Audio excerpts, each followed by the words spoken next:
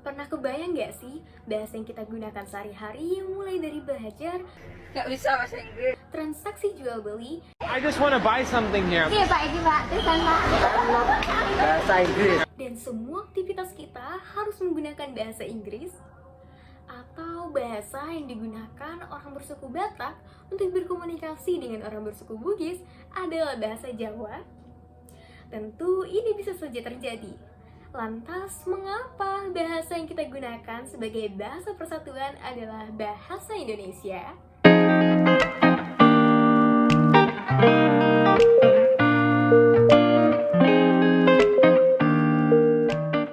Halo, saya Tiarnada Asadat, biasa dipanggil Tiara, dengan NIM 23100266032, Program Studi Kedokteran Gigi, Fakultas Kedokteran Universitas Muhammad Warman.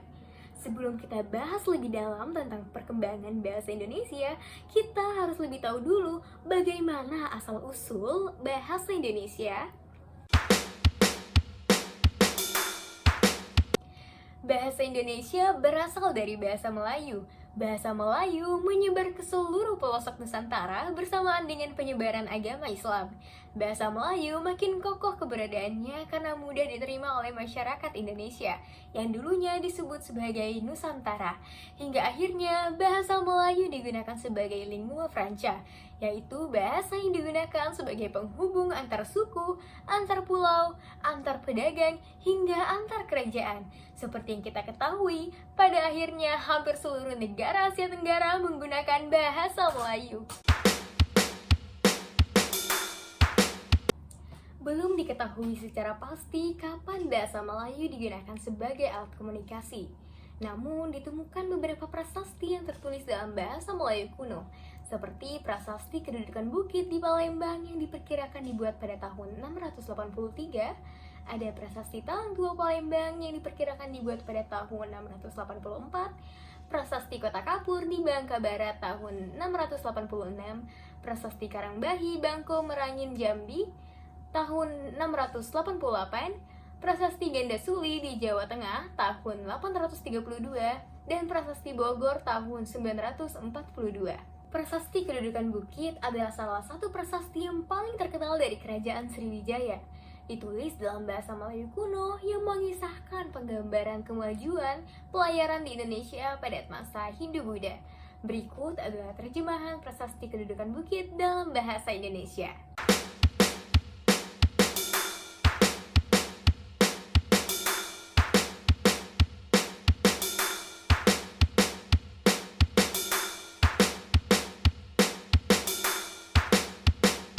Di zaman Kerajaan Sriwijaya, bahasa Melayu tidak hanya digunakan sebagai bahasa resmi kerajaan, tapi juga berfungsi sebagai bahasa perdagangan, penghubung antar suku, bahasa kebudayaan, dan digunakan dalam buku aturan hidup. Seperti yang sudah saya jelaskan di awal, mengapa bahasa Melayu diangkat menjadi bahasa Indonesia? Karena beberapa faktor. Yang pertama, bahasa Melayu sudah merupakan bahasa lingua franca yang digunakan sebagai bahasa perhubungan dan bahasa perdagangan. Jadi, orang-orang pada zaman dahulu, mulai dari Sabang sampai Merauke, tidak mungkin menggunakan bahasa daerahnya masing-masing untuk berkomunikasi satu sama lain. Karena masalahnya bisa kacau. Misalnya saja, coklat dalam bahasa Jawa artinya gigit, sedangkan dalam bahasa Sunda, cokot artinya ambil. Bayangkan jika tidak ada lingua franca, komunikasi antar masyarakat akan kacau balau. Yang kedua, sistem bahasa Melayu adalah sistem yang sederhana, mudah dipelajari karena tidak ada tingkatan bahasa seperti bahasa kasar dan bahasa halus dalam bahasa Jawa. Dan yang terakhir, semua suku dengan sukarela menerima bahasa Indonesia. Perkembangan bahasa Melayu di wilayah Nusantara mendorong tumbuhnya rasa persaudaraan dan persatuan bangsa Indonesia.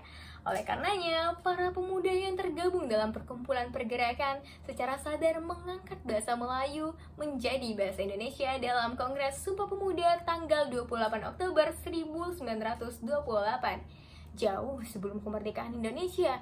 Hal ini sesuai dengan butir ketiga Ikrar Sumpah Pemuda, yaitu kami, putra dan putri Indonesia, menjunjung bahasa persatuan, bahasa Indonesia. Ingat kalimatnya, menjunjung bahasa persatuan, bukan berbahasa yang satu, karena di Indonesia ada banyak sekali bahasa.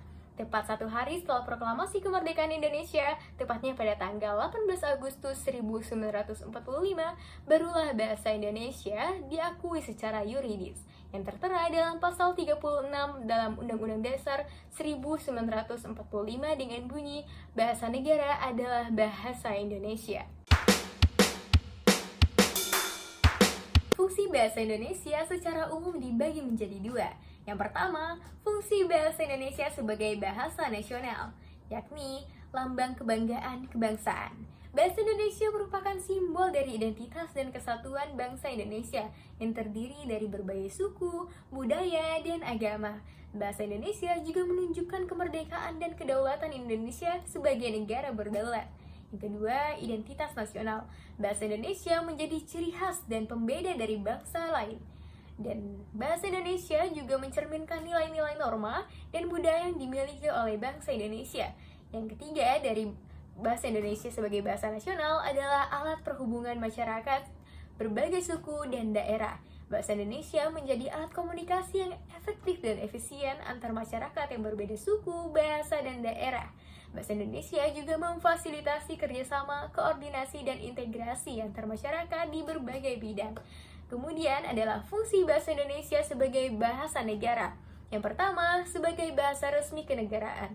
Bahasa Indonesia menjadi bahasa yang digunakan dalam seluruh kegiatan kenegaraan dan penyelenggaraan kenegaraan, seperti dalam perundang-undangan, pemerintahan dan kehakiman, pertahanan, diplomasi.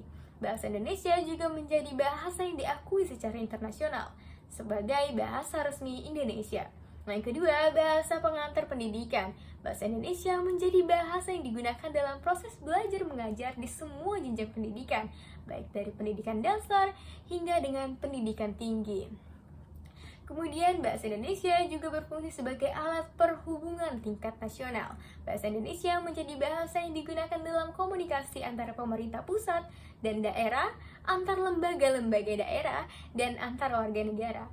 Bahasa Indonesia juga menjadi bahasa yang digunakan dalam media massa seperti dalam surat kabar, radio, televisi, dan juga internet. Kemudian bahasa Indonesia juga sebagai alat pengembangan kebudayaan dan iptek. Bahasa Indonesia menjadi bahasa yang digunakan dalam pengembangan dan pemanfaatan ilmu pengetahuan dan teknologi seperti sains, teknik, dan informatika, dan masih banyak lagi. Sekian sedikit penjelasan mengenai perkembangan dan sejarah bahasa Indonesia. Saya Tiara, pamit undur diri. Wassalamualaikum warahmatullahi wabarakatuh dan sampai jumpa.